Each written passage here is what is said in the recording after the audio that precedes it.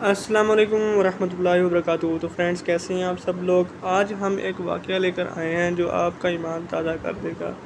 تو چلیں شروع کرتے ہیں۔ مسند احمد میں ہے، رسول اللہ صلی اللہ علیہ وآلہ وسلم نے فرمایا کہ پہلے زمانے میں ایک بادشاہ تھا، اس کے ہاں ایک جادوگر تھا۔ جب جادوگر بوڑھا ہوا تو اس نے بادشاہ سے کہا کہ میں بوڑھا ہو گیا ہوں اور میری موت کا وقت قریب آ رہا ہے، مجھے کوئی بچہ سونپ دو، میں اسے جادو سکھا دوں۔ تو چنانچہ ایک ذہین لڑکے کو وہ تعلیم دینے لگا۔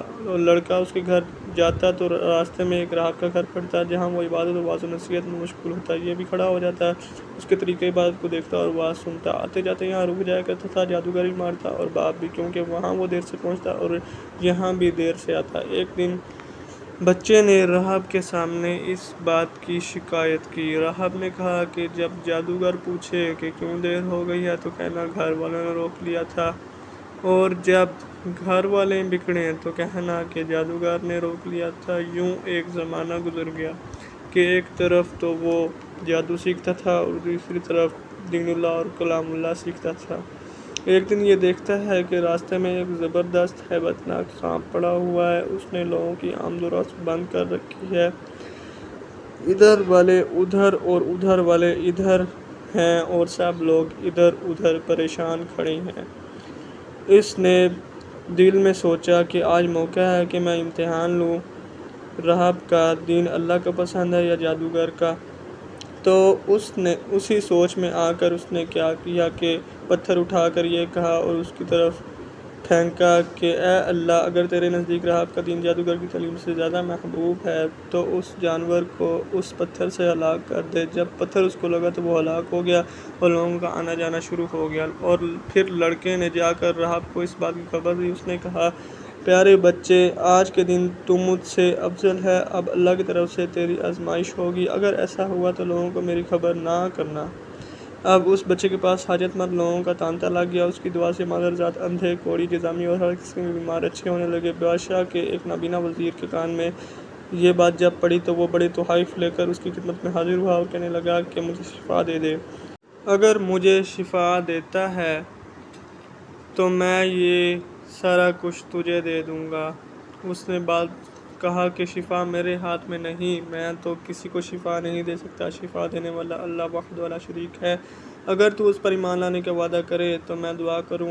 اس نے اقرار کیا تو بچے نے اس کے لیے دعا کی اور اللہ تعالیٰ نے اسے شفا دے دی۔ وہ بادشاہ کے دربار میں آیا اور جس طرح اندھا ہونے سے پہلے کام کرتا تھا اسی طرح کام کرنے لگا، اس کی آنکھیں بالکل روشن تھیں۔ بادشاہ نے متعجب ہو کر پوچھا کہ تجھے آنکھیں کس نے دی ہیں؟ اس نے کہا، میرے رب نے۔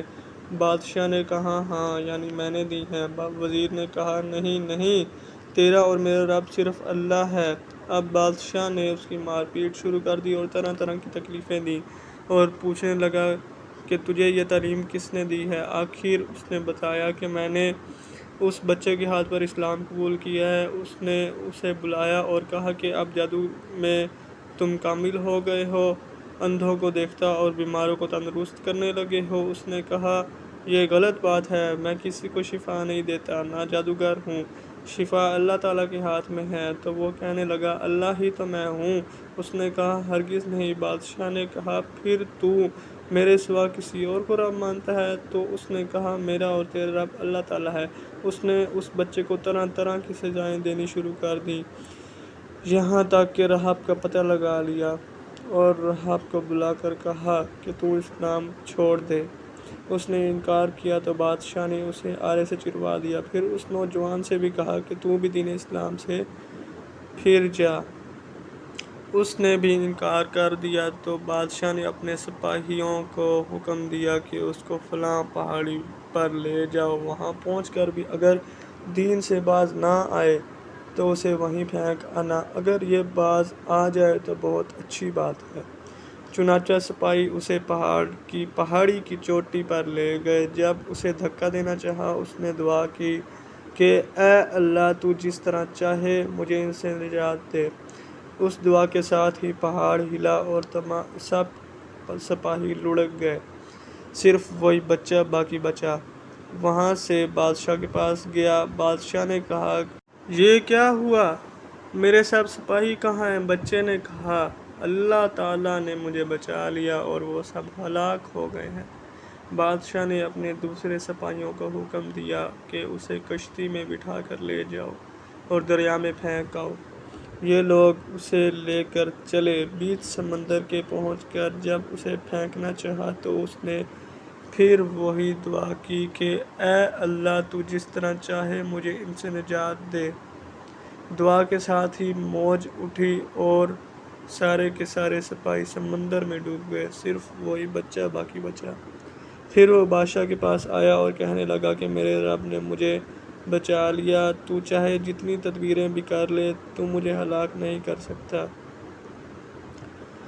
صرف ایک صورت ہے، جس طرح میں کہوں، اگر تو اس طرح کرے تو میری جان نکل سکتی ہے۔ اس بچے نے کہا، تمام لوگوں کو ایک میدان میں اکٹھا کر اور پھر کھجور کے تنے پر مجھے سولی پر چڑھا اور میرے تیم کو میری کمان پر چڑھا اور بسم اللہ ھذا الغلام یعنی اللہ تعالیٰ کے نام سے جو اس بچے کا رب ہے پڑھ کر تیر میری طرف پھینک، وہ مجھے لگے گا اور میں مر جاؤں گا۔ بادشاہ نے یہی کیا۔ تیر بچے کی کن پٹی میں لگا۔ اس نے اپنا ہاتھ وہاں رکھ دیا۔ چاروں طرف سے آوازیں بلند ہونے لگیں، ہم اس بچے کے رب پر ایمان لائے۔ یہ حال دیکھ کر بادشاہ کے ساتھی بڑے گھبرائے اور کہنے لگے، ہم تو اس بچے کی ترکیب سمجھ ہی نہ سکے، دیکھیے اس کا اثر کیا پڑا۔ سب لوگ دین اسلام میں داخل ہو گئے۔ ہم نے تو اس کو اس لیے قتل کیا تھا کہ کہیں اس کا دین پھیل نہ جائے، لیکن جو ڈر تھا وہ سامنے آ ہی گیا اور سب مسلمان ہو گئے۔ بادشاہ نے کہا، اچھا یہ کرو کہ تمام محلوں اور راستوں میں خندقیں کھدواؤ، ان میں لکڑیاں بھرو اور آگ لگا دو۔ جو اس کے دین سے پھر جائے چھوڑ دو اور دوسرے کو اس میں پھینک دو۔ مسلمانوں نے صبر شکیب سہارے کے ساتھ آگ میں جلنا منظور کیا، البتہ ایک عورت جس کی گود میں دودھ پیتا چھوٹا سا بچہ تھا تھوڑا جھجکی، تو اللہ تعالیٰ نے اسے بولنے کی طاقت دی۔ اس نے کہا، اماں کیا کر رہی ہے؟ تم تو حق پر ہو نا، صبر کرو اور اس میں کود جاؤ۔ قرآن مجید میں سورۃ البروج میں اس واقعے پر اللہ تعالیٰ نے روشنی ڈالی ہے۔ تو دیکھا ناظرین آپ نے کہ کیسے بچے کی طاقت لوگوں کے سامنے آئی اور اللہ تعالیٰ نے اس کی مدد کی۔ تو اسی کے ساتھ ناظرین ہمیں دیجیے اجازت تاکہ ہم آپ کے لیے ایسی مزید انٹرسٹنگ ویڈیوز لے کر حاضر ہوں۔